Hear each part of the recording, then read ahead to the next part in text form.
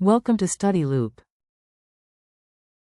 Question 23, we're asked to determine how many stars are in the Milky Way, assuming that the mass of the average star is about 1/3 that of the Sun. We're going to call the mass of the average star m star, and say it is equal to 1/3 m solar. The mass of our galaxy, m sub g we'll call it, will also be given in terms of solar masses. It has a value of 8.7 times 10 to the 10 solar masses. Now we don't actually even need to know the mass of the Sun for the purpose of this problem. To determine the number of stars in our galaxy, all we need to do is take the mass of our galaxy, 8.7 times 10 to the 10 solar masses, and divide by the mass of the average star, 1/3 solar masses.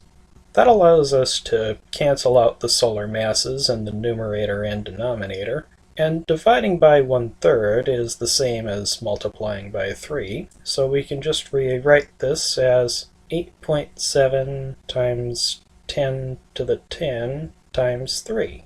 That will tell us how many stars are in the Milky Way.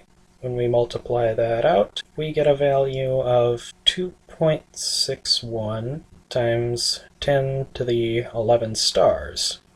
Now, the next part of our question is asking us why is it reasonable to assume that most of the stars in our galaxy are 1/3 the mass of the Sun?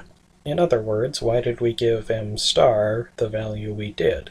In Chapter 18, we determined that there were many more low-luminosity stars in our galaxy than high-luminosity stars. In that chapter, we were told that of the stars within 21 light-years of the Sun, 2 out of every 3 is less luminous and most likely less massive than the Sun.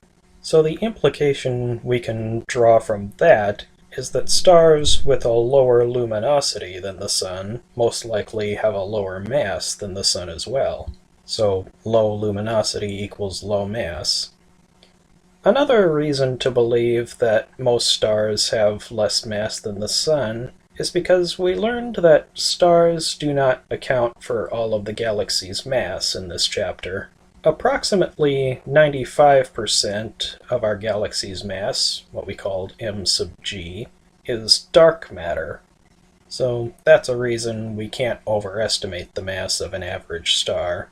Another reason not to overestimate the average star's mass is because if the mass of the average star is greater than or equal to that of the Sun, we would end up with a lower star count than what is reasonable for a galaxy like ours.